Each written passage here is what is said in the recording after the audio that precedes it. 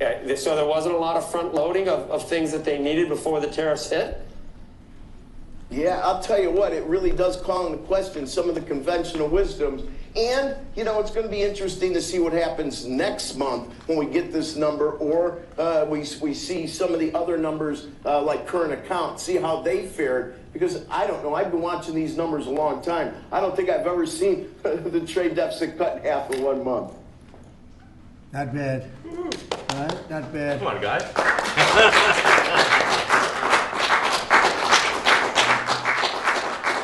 Yeah. I see Howard and Scott are here, so it's great.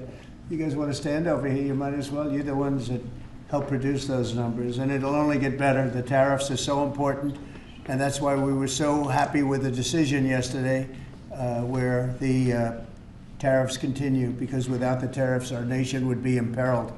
We would really be imperiled. I think I can say that with great surety, Scott and Howard. And so we were very happy to get that decision, that big decision yesterday. And today it's about a man named Elon, and he's one of the greatest business leaders and innovators the world has ever produced. He stepped forward to put his very great talents into the service of our nation, and we appreciate it.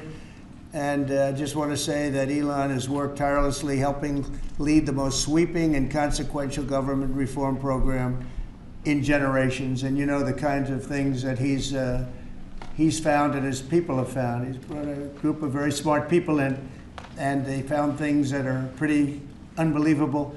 I have to say that the numbers that we're talking about are substantial, but they're going to be very much more substantial with time, because many of the things that we're working on right now, we're going to have to remember Elon as we find them, but the numbers could double and triple because many things, we don't want to go out with them until we're sure, but we've found things that are unbelievably stupid and unbelievably bad. With the Department of Government Efficiency, Elon's delivered a colossal change in the old ways of doing business in Washington. DOGE has installed geniuses with an engineering mindset and unbelievably talented people in computers. I actually asked Elon one time, what's their primary thing? And they have a lot of primary things, all having to do with being smart. But he said the thing that they're really the best at is working with computers, so that they can't be outsmarted by somebody that's not so honest, that happens to also be good with computers, but not as good as these people. But the mindset in the senior ranks of every federal department, and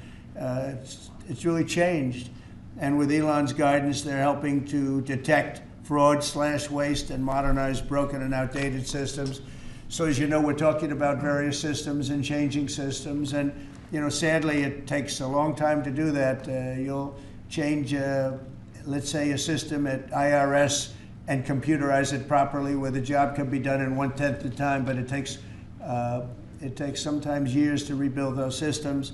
But we've started, in many cases we've started. I will say that this has less to do with Elon, but the air traffic control systems, we're bidding out to the best companies in the world, those systems right now. They were what the previous administration was horrible what they did. They spent billions and billions of dollars, and in the end, it didn't even come close to working. They tried to hook up wire to copper, and it can't be done. And they just spent billions of dollars and just wasted money. Actually made the system much worse. So we're going to get a brand new modern system. Congress is working with us on that, and we're going to get it done as quickly as we can. But it's in the works, and once it's done, it'll be good for 30 years.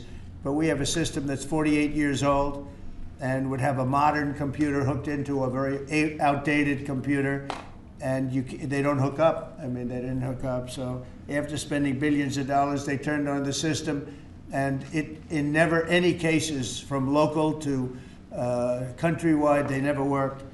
More than 75,000 bureaucrats have voluntarily left their taxpayer-funded jobs to come out and really do the job. Countless wasteful and unnecessary contracts have been terminated, and you know that we have terminated many contracts, and many contracts, Elon, are right now being looked at. Yes. And it may be 6 months, it may be almost a year in some cases. We're going through procedures, we're going through courts, and we'll remember you as we announce billions of dollars of extra waste, fraud, and abuse. Just as an example, DOGE canceled $101 million for DEI contracts at the Department of Education, $101 million, and that was just a small section of the Department of Education. $59 million for illegal alien hotel rooms in New York City, and the landlord never made the kind of money that he made in the last short period of time. $59 million to a hotel in New York City, $45 million for diversity, equity, and inclusion scholarships in Burma. In Burma, does anyone know about Burma? $42 million for social and behavioral change in Uganda. $40 million to improve the social and economic inclusion of sedentary migrants. I can say it's $2 billion to Stacey Abrams and her environmental movement. There was $100 in the account, and all of a sudden they found $2 billion in the account. And I assume that's being looked at. I don't know. I'm not sure. But I assume that's being looked at. Think of that, $2 billion. And then Lee will tell you there's another one over there for $20 billion being spent on another environmental cause. $20 billion. Not 20 million, a lot. Not 200,000, which is a lot. So think of it, in her case, you have $100, and now all of a sudden she gets hit with an infusion of $2 billion just before I take office. $20 million for Arab Sesame Street in the Middle East. Nobody knows what that's all about. Nobody's been able to find it. $8 million for making mice transgender. So they spent $8 million on making mice transgender. And those are better than many of the others. I could sit here all day and read things just like that, but we have other things to do. So it's much, much more than just that. We're totally committed to making the DOGE cuts permanent and stopping much more of the waste in the months to come. We want to get our great, big, beautiful bill finished and done. After that, we put some of this into the bill, but most of it's going to come later. We're going to have it cauterized by Congress, affirmed by Congress. In some cases, we'll make cuts. In some cases, we'll just use it in a different layer to save the money. But it's hundreds of billions of dollars. DOGE has also fully modernized the federal retirement process and continues to work very hard on the IRS modernization. But we're taking that over with DOGE. Many of the DOGE people, Elon, are staying behind, too, so they're not leaving.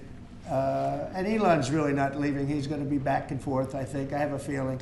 It's his baby, and I think he's going to be doing a lot of things. But Elon's service to America has been without comparison in modern history. He's already running one of the most innovative car companies in the world. You look at his factories and compare them with some of the old factories we have, and it's a big difference. And the most successful space company, and I guess in history you would have to say the largest free speech platform on the internet, etc.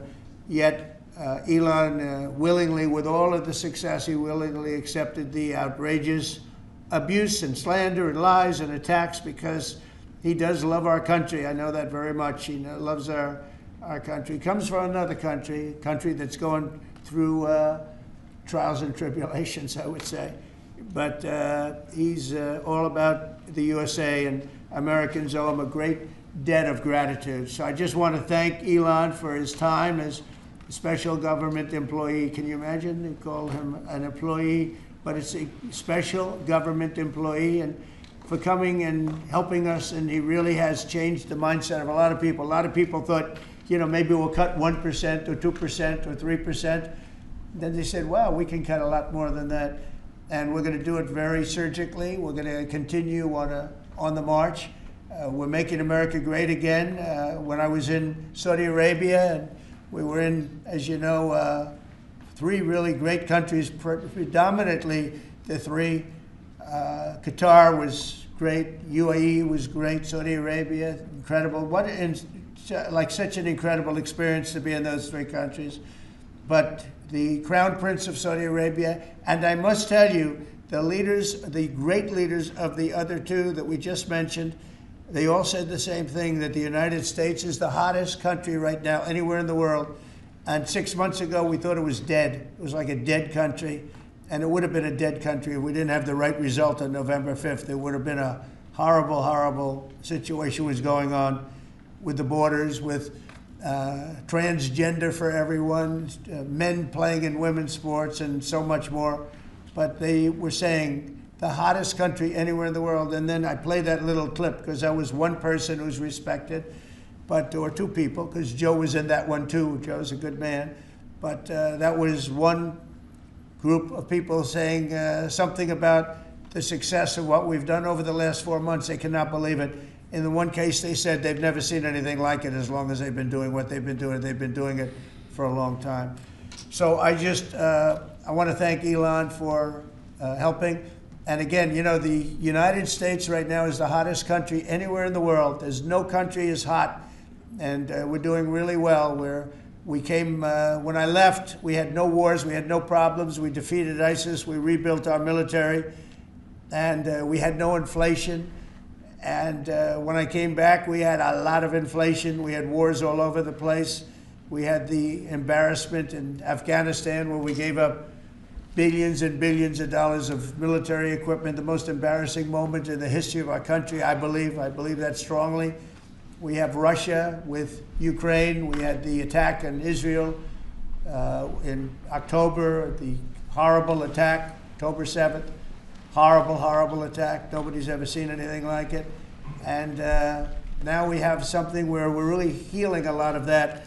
We stopped India and Pakistan from fighting. I believe that could have turned out into a nuclear disaster. And I want to thank the leaders of India, the leaders of Pakistan, and I want to thank my people also. We talked trade. And we said we can't trade with people that are shooting at each other and potentially using nuclear weapons. And they're great leaders in those countries, and they understood and they agreed. And that all stopped, and we're stopping others from fighting also, because ultimately we can fight better than anybody. We have the greatest military in the world. We have the greatest leaders in the world. We put one of them in charge of the Joint Chiefs of Staff, as you know, General Raisin Kane. And we wiped out ISIS, completely wiped out ISIS in 3 weeks. They said it would take 5 years, and we did it in 3 weeks. And that's the way it is, but we don't want to have to use our military. We want to be peace through strength when we can, and that's the way we're going to have it. So I just want to thank Elon and all of his people. Most of those people are staying, almost all of them are staying, and they're going to be with us.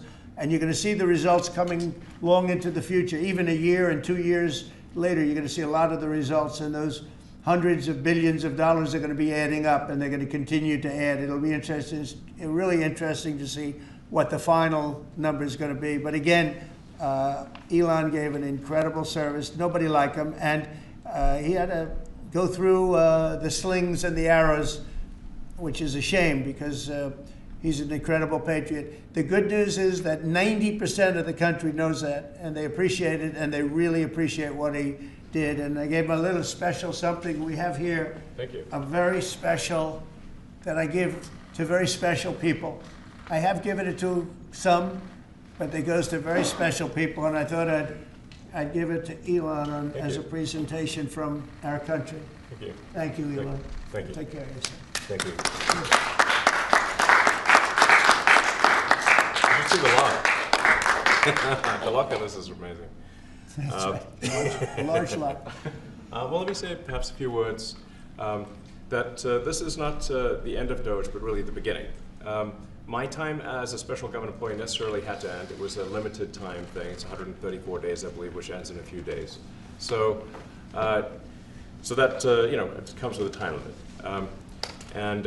But the Doge team will only grow stronger over time. The Doge influence will only grow stronger. It's I'd liken it to sort of Buddhism. It's like a way of life. So it is permeating throughout the government. And I'm confident that over time we'll see $1 trillion of savings and a reduction in $1 trillion of waste and fraud reduction. The calculations of the Doge team thus far, in terms of an FY25 to FY26 delta, are over 160 billion, and that's climbing.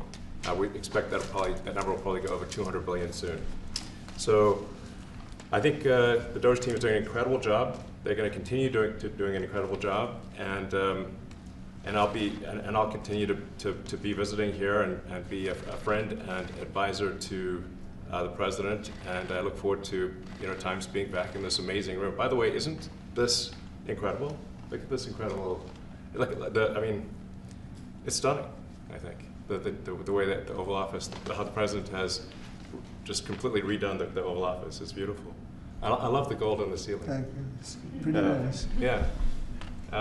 That's been there a long time. That was plaster. Nobody ever really saw it. They didn't know the eagle was up there, and we highlighted. It's essentially it's a landmark, a great landmark, and that's 24 karat gold, and everybody loved it. And now they all see it when they come in. So it's been good. The Oval Office finally has the majesty that it deserves, thanks to the president. So I look forward to continuing to be a friend and advisor to the president, continuing to support the Doge team, and we are relentlessly pursuing $8 trillion in waste and fraud reductions, which will benefit the American taxpayer. That's it, really. Thank you, Mr. President. Thank you. Right. Great job. Thank you. Thank you, President Trump. The president mentioned that you had to deal with all the slings and arrows during your time at Doge. There's this. Well, some of the people, some of the media organizations in this room were the slingers. Well, so there is a New York Times report today that accuses you of blurring the line between. Is the New York Times, is that the same publication that got a Pulitzer Prize for false reporting on the Russiagate?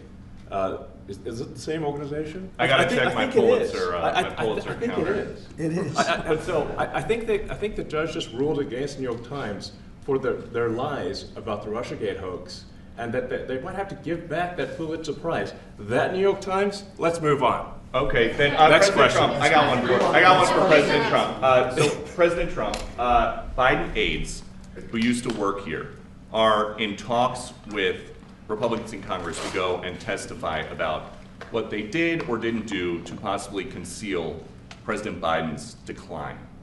Do you think that Dr. Jill Biden should also have to come in and testify about what she did or didn't do? Well, I hate the concept of it. It's the wife of a man who was going through a lot of problems, and everybody that dealt with him understood that. And I guess it came out during the debate loud and clear. That was the biggest signal of all. They have to do what's right. The country was there was a lot of dishonesty in the election, as you know, 2020. That's been now caught. People understand it. It was a rigged election. And when you go further out, when you see the auto pen, I think the auto pen is going to become one of the great scandals of all time, because you have somebody operating it or a number of people operating. Because I knew Joe Biden. Joe Biden wasn't in favor of opening up borders, letting 21 million people into this from prisons and mental institutions and gang members. He wasn't into that at all. And who signed these orders, proclamations, and all of the different things that he signed that set our country so far back, that was so bad for our country? With the auto pen, how would it work? Like, we're in the Oval Office right now. If there was a group of rogue staffers that worked for you who wanted to advance a bill or an executive order without your knowledge, how could they do it? How do they go Well, it's very behind hard, the because president's I'd back? read your newspapers or your media the next day, and I'd say, well, I didn't approve that, and I would find it. They wouldn't get away with it for long, because I'd say, I never signed that. Who the hell signed that? Auto pens, to me, are used to sign letters to people, because we get, I think they said 20,000 letters a week, and you like to be able, when somebody takes the time to write a letter, it's nice to sort of write back. And auto pens are meant for that. Auto pens are not meant to sign major proclamations or tax cuts or borders, anything having to do with the border, which is so important. And if it happened on my watch, I would be able to see it, because the next day or sooner I'd be reading about something that I knew nothing about, and who the hell signed this? So I almost never used the auto pen. In fact, yesterday I was signing about 81, I think it was 81 proclamations and statements to people that I think should be signed by us. I think when you write letters to foreign dignitaries or presidents or prime ministers, you should be signing those letters, not done with auto pens. I understand he signed almost everything with an auto pen. It's a very dangerous thing. It really means you're not president. Whoever operated the auto pen, and we think we know who that is, and it was actually more than one person. But that's not what the presidency is all about. I hardly used to hear it. Are you going to reinstate the tariffs on China? You said that they violated the agreement with the U.S. Well, they did. They violated a big part of the agreement we made. You know, if you read that whole statement, I was very nice to them. I helped them because they were in trouble with the stoppage of a massive amount of business. But I'm sure that I'll speak to President Xi and hopefully we'll work that out. But yeah, there's a violation of the agreement. Yeah, please. Mr. President, can you give us an update to the latest ceasefire agreement that Israel has agreed to, but Hamas is still considering? Well, they're very close to an agreement on Gaza, and we'll let you know about it during the day or maybe tomorrow, and we have a chance of that. And I think we have a chance of making a deal with Iran also. They don't want to be blown up. They would rather make a deal, and I think that could happen in the not too distant future. That would be a great thing if we could have a deal without bombs being dropped all over the Middle East. That would be a very good thing. They can't have a nuclear weapon. We want them to be safe. We want them to have a very, very successful nation. Let it be a great nation, but we can't have them. They cannot have a nuclear weapon. It's very simple. And I think we're fairly close to a deal with Iran. Mr. Musk, question for you. Yeah, please.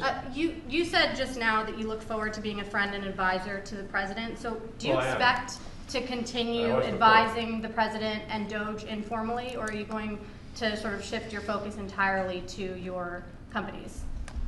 Well, I expect to continue to provide advice whenever the president would like advice. I hope so. I mean, yeah, I expect to remain a friend and an advisor, and certainly if there's anything the president wants me to do, I'm at the president's service. Mr.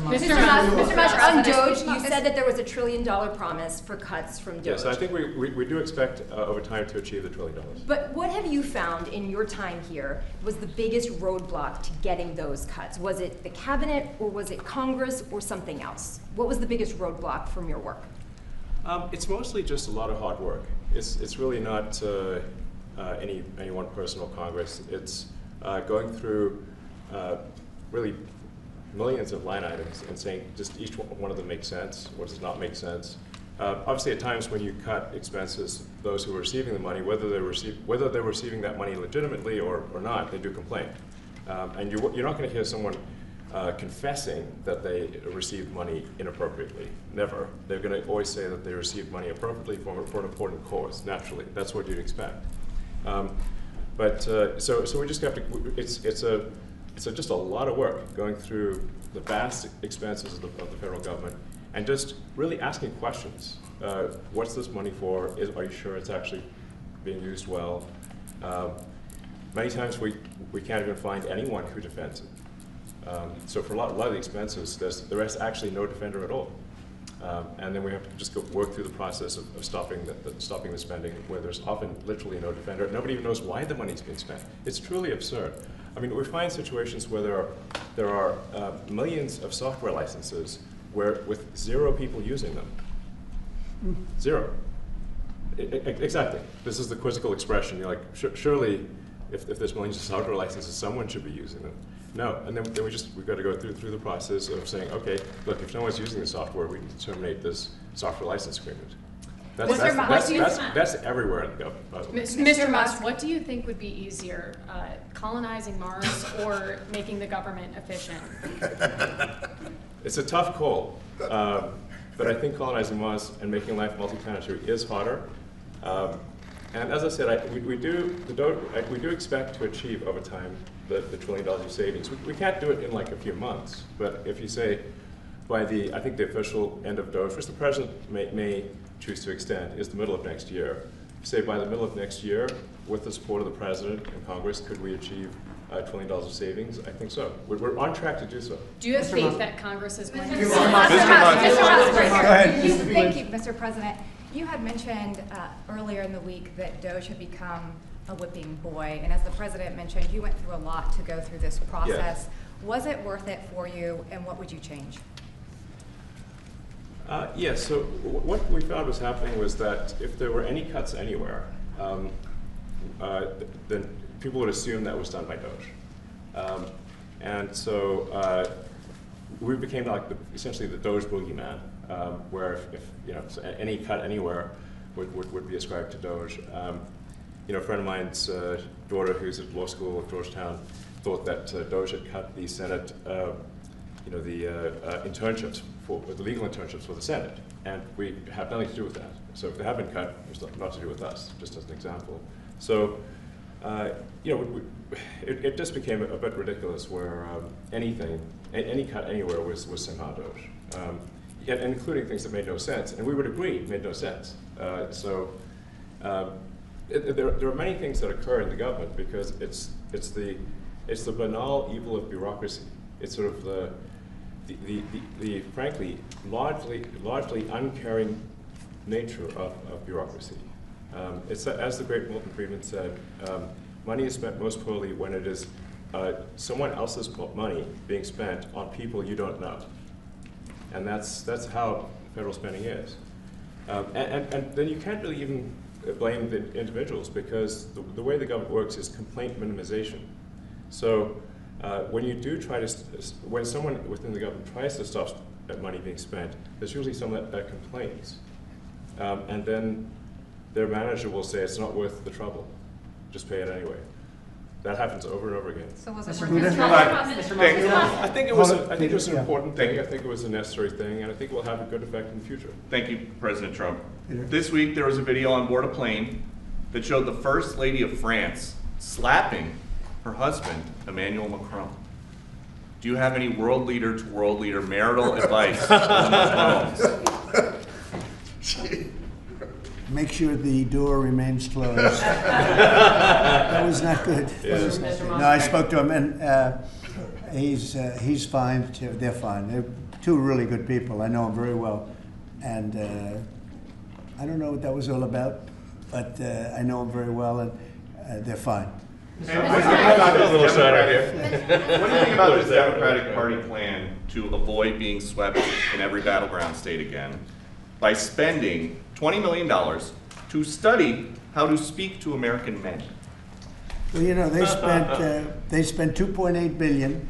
We spent 1.5. We spent much less. We spent about half of what they spent, and at the end they were $28 million short. They had to be. They spent $2.8 billion. It's a lot, but they couldn't get $28 million at the end, and now they want to spend. I read that they want to spend money to learn how to talk. That's fake. You don't want to be fake. You shouldn't have to hire consultants to say what America needs, because then the consultants should be running the deal, not them. But I read that they want to spend a lot of money in each state. So we won all 7 swing states, 7 out of 7. We won a lot more than that. We won the popular vote. We won everything, and they want to spend money to find out what they did wrong. And I mean, I could tell you what they did wrong. I could tell you every one of their programs. When they say men playing in women's sports, I would say that's not a winner. When they say transgender for everybody, I think that's not a winner. When they say open borders so the entire world population of criminals can pour into our country, I don't think that's a winner. I mean, I just gave them that for free, but I don't know if they'll change their ways. I see them all the time. I see people that I know in Congress, Democrats, they're trying to justify some of the things I just said. You can't justify them. I always hear they're 80-20 issues. I say they're not 80-20, they're 97-3. They might be 99-1. They're not 80-20. They wish they were 80-20. And they're wasting a lot of money if they're going to continue with that nonsense. And this one's a little bit more of a page 6 question, but back when you hosted The Apprentice, you mentioned once in 2012 that Diddy was a good friend of yours back then. He has since found himself in some very serious legal trouble. Yeah, that's true. Would you ever consider pardoning him? Well, nobody's asked. You had to be the one to ask, Peter, but nobody's asked. But I know people are thinking about it. I know they're thinking about it. I think people have been very close to asking. First of all, I'd look at what's happening, and I haven't been watching it too closely, although it's certainly getting a lot of coverage. I haven't seen him. I haven't spoken to him in years. He used to really like me a lot, but I think when I ran for politics, that relationship busted up from what I read. I don't know. He didn't tell me that, but I'd read some little bit nasty statements in the paper all of a sudden. It's different. You become a much different person when you run for politics and you do what's right. I could do other things, and I'm sure he'd like me, and I'm sure other people would like me, but it wouldn't be as good for our country. As we said, our country's doing really well because of what we're doing. So I can't, it's not a popularity contest. So, I don't know, I would certainly look at the facts. If I think somebody was mistreated, whether they like me or don't like me, it wouldn't have any impact on me. Mr. President, on the big beautiful bill, would you like to see the Senate build in some support for your tariffs on the big beautiful bill, or should that be a standalone bill? I have great support on the tariffs. I mean, I was so honored that we got that ridiculous stay lifted, because that would have taken away presidential power. It would have taken away everything that was granted by the founders. It would have been a terrible thing. And it would have, most importantly, would have left us vulnerable. We have a lot of countries that use tariffs on us and use them viciously, actually, viciously. And if we didn't have the power to use tariffs on them, and instantly, not when you go back to Congress and try and get hundreds of people to agree on something, that would take months to get just one simple proclamation. If we didn't have the power to counteract their powers, you wouldn't have a country left. We have to act fast. We have to be fast and nimble, as they say. And that was a really great moment, I think, yesterday when that stay was lifted. And hopefully now we'll go to court and just win that battle. Because if we don't have the power to do what they're doing to us, we are going to be a great nation no longer. Elon Musk was once idolized by folks on the left in this country before joining your administration. Now he's considered a hero by conservatives. Why do you think this man, what he's done in American life, has been so politicized? Does it only have to do with you? His life has been amazing. I mean, I look at so many different things. I look at that rocket being, guided back into position. I've never seen that before. I thought it was a space movie. I thought it was a movie. You look at what he's done in terms of communication. It's been unbelievable. So many different, even tunnels going underground, not having to go through all the process of going, he's got a company that does that. He's got so many different companies. Starlink, as an example. He saved a lot of lives, probably hundreds of lives in North Carolina. I don't even know if you remember, but I called you. They needed Starlink in North Carolina. And I didn't know what the hell Starlink was. I said, what is it? Who owns it? He said, do you know Elon Musk? I said, yeah, I happen to know the gentleman. This was before his government stay. And they said, we really need it, because North Carolina became an island. It was, people had no communication. They had no access to anything, and they were dying. And I called up Elon, and you can't get it because it's so successful. It's very hard to get. And he had so much of it brought over there, and they told me it was unbelievable. It saved a lot of lives. So, he's just done a lot of things. I don't think he gets credit for what he's done. But he's a very good person, too. You know what? If he wasn't a good person, but he did the same things, I'd probably maybe speak differently. He happens to be a really good person who loves the country. Mr. President, one big, beautiful bill. You had indicated this week that there were some things you didn't like about what had passed in the House. What changes do you want to see the Senate make? And you had also indicated there were things you didn't like about the bill. What would you be suggesting he push senators to change in their version? Well, I'll tell you, I'll go first. It's an unbelievable bill. It cuts your deficits. It cuts, it's a huge cutting. But there's the things I'd like to see maybe cut a little bit more. I'd like to see a bigger cut in taxes. It's going to be the largest tax decrease or cut in the history of our country. I'd like to see it get down to an even lower number. I was shooting for a slightly lower number. I would have liked to have done that. But with all of that being said, when you look at the tax cut and the fact that the original tax cut, which made us so successful, we had the most successful 4 years in the history of our country, the economy, and this is going to be even better. And you see that by the reports that came out just yesterday or tonight. I guess they were released this morning at 8 o'clock. You see the kind of numbers where somebody that's a pro is like, whoa, I haven't seen numbers like this since I've been doing this. These are human emotions of professionals that have never seen numbers like, and we've just started. The bill is a great bill. It's going to be jiggered around a little bit. It's going to be negotiated with the Senate, with the House. But the end result is it extends the Trump tax cuts. If it doesn't get approved, you'll have a 68% tax increase. You're going to go up 68%. That's a number that nobody's ever heard of before. You'll have a massive tax increase. If it does get approved, you'll have a large tax cut, the largest we've ever had. When you add the past tax cuts that we got you, the Trump tax, they call them the Trump tax cuts. It's an amazing bill. It does amazing things. With all of that, it's going to be adjusted a little bit over the next coming weeks, and I think it's going to be passed. The Republicans want to pass it. With all of the great things it does, including an extension of debt, it's the extension. We have to extend the debt. If we don't extend debt, we're in default. Now, the Democrats might like our country to be in default, but in 250 years, we've never been in default. That was handed to them by a very well-meaning man that gave it to them because he thought it was the right thing to do. It could have been their problem before the election, but this man thought it was the right thing to do, and he was well-meaning. I don't hold anything against him for that, but that was put on our plate when it should have been on the Democrats. September 28th, a famous date. It should have been taken care of by the Democrats, but this person, a man of power, gave it to us so that in June that comes due. Well, we have to take care of that, because if we don't take care of it, we have a country in default, and we don't ever want to have a country in default. You know, I'll tell you, a certain senator, Elizabeth Warren, said that she would never, ever allow a default on our debt. She would never let it happen, and she would like to get rid of the debt ceiling, what's called the debt ceiling. I call it the debt extension because we really need an extension, that she'd like to see that gotten rid of. And there are many people that agree. Many Democrats agree with that. But we gave that through, and you know, I don't want to say an error. He did it well-meaning. They gave that to us. It was a Democrat problem just before the election. Would have had a huge impact on the election. And to our benefit, we won anyway, but to our benefit.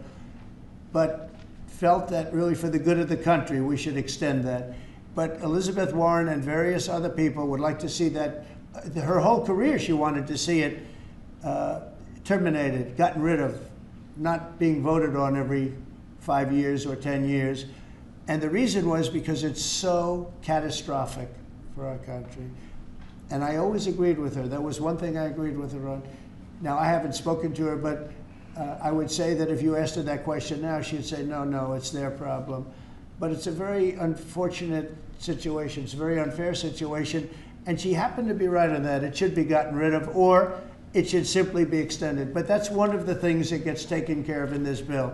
That automatically gets extended for a 4-year period, and it should be. But I agree with Elizabeth Warren on that. I think you should get rid of it. It's too catastrophic.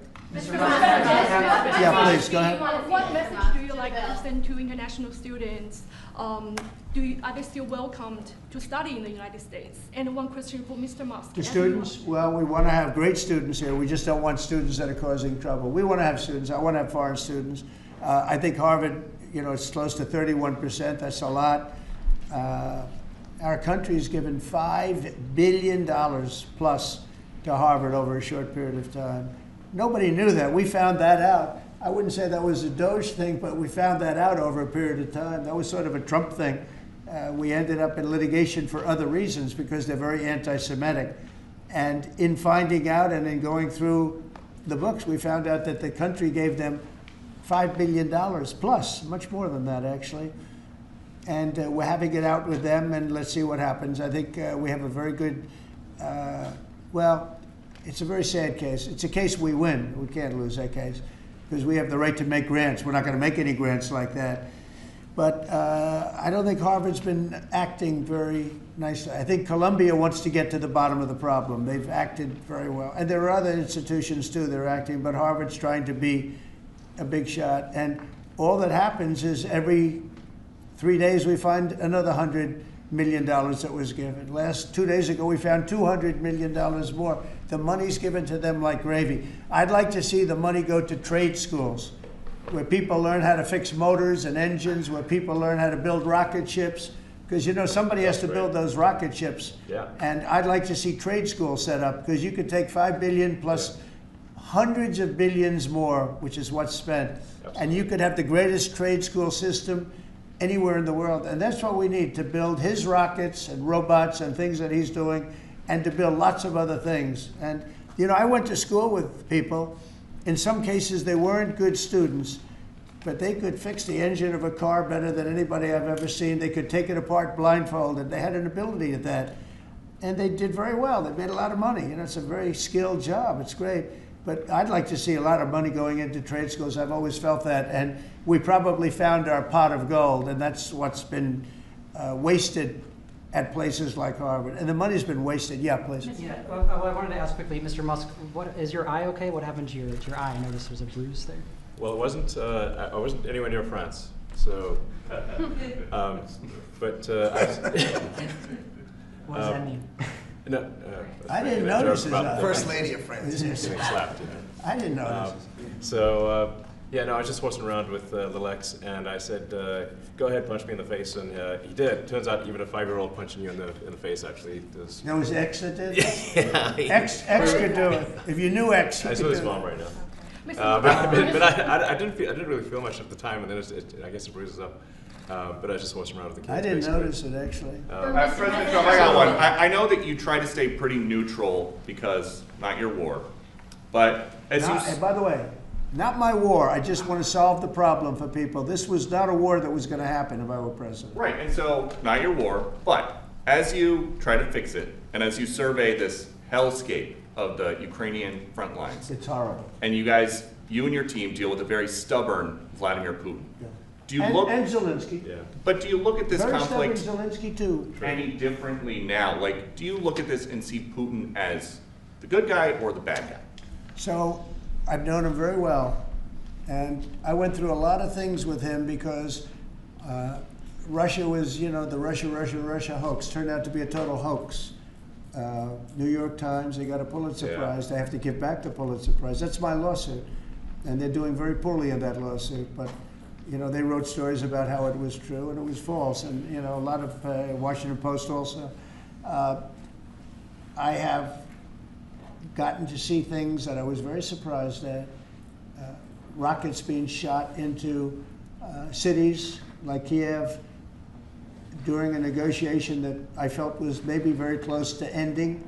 We were going to solve a problem, and then all of a sudden rockets got shot into a couple of cities and people died. I saw things that I was surprised at, and I don't like being surprised. So I'm very disappointed in that way. With that being said, I'd like to see it end. 5,000 people, I think the number's even more than that, but 5,000 people a week are being killed. Mostly soldiers, but also people that live in little cities and towns throughout Ukraine. And I'd like to see that stop. And I asked Caroline this yesterday, but I want to ask you directly. So many of the things that you're trying to do are held up in court right now.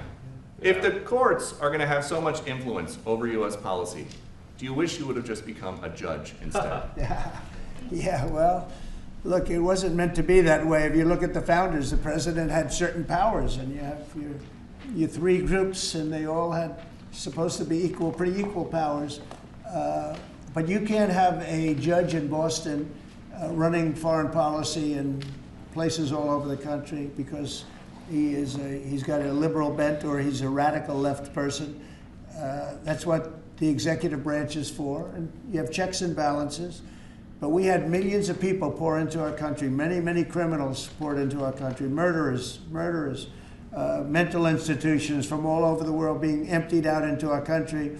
And if we don't get them out and get them out quickly, could lose your country very easily. This is a bad, that anybody would allow this to happen to our country. With all of the things, we took over inflation, we took over some wars, we took over a lot of problems that didn't exist when I was president. None of it existed. We wiped out ISIS. Other than that, we had no wars. Putin was never going to hit Ukraine. Israel would have never been attacked. That attack, as you know, Iran had no money.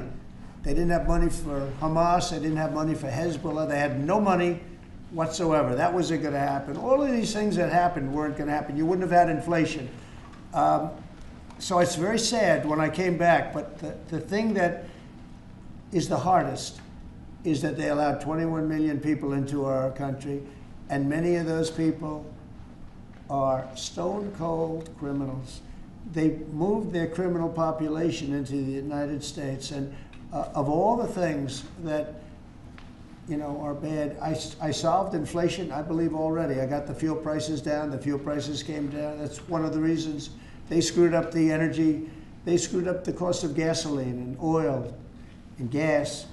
And you had tremendous inflation. The greatest inflation probably in the history of our country under Biden. And when people said, oh, but the economy was, no, the economy was terrible for the people because they couldn't afford the energy. And the energy brought everything else up. Energy is the big deal.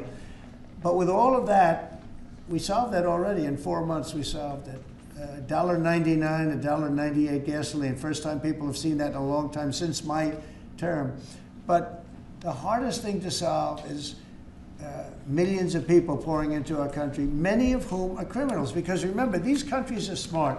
Their leaders are very street smart. They're sending the people that they don't want. They don't want the people that are there, that are law-abiding, that are productive, that are working hard. They want people that are in jails. We have them. They allow them to come in. And I always look to the other side, like, why would somebody do something? In business, I try and study, why would they want to do this? Why would they want to sell it? Why would they want to buy it?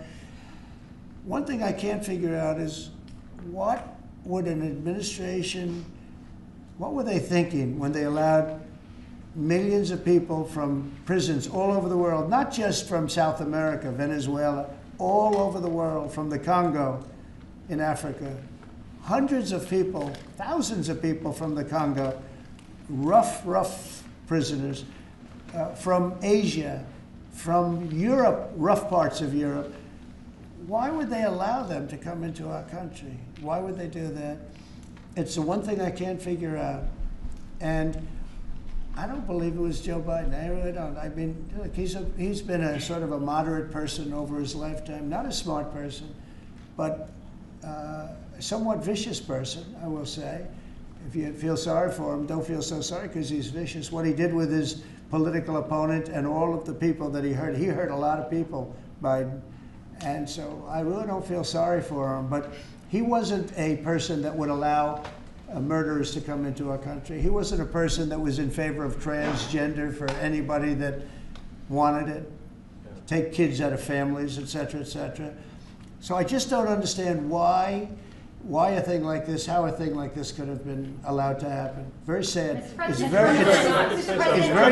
very sad for our country. If I could add something, I think the fundamental moral flaw of the left is empathy for the criminals and not empathy for the victims. Empathy for the criminals, but not empathy for the victims. And there's been way too much of that. That needs to stop. To the president's point, there's been immense judicial overreach that is unconstitutional. That was never intended. And it's undermining the people's faith in the legal system. It needs to stop. It's gone too far.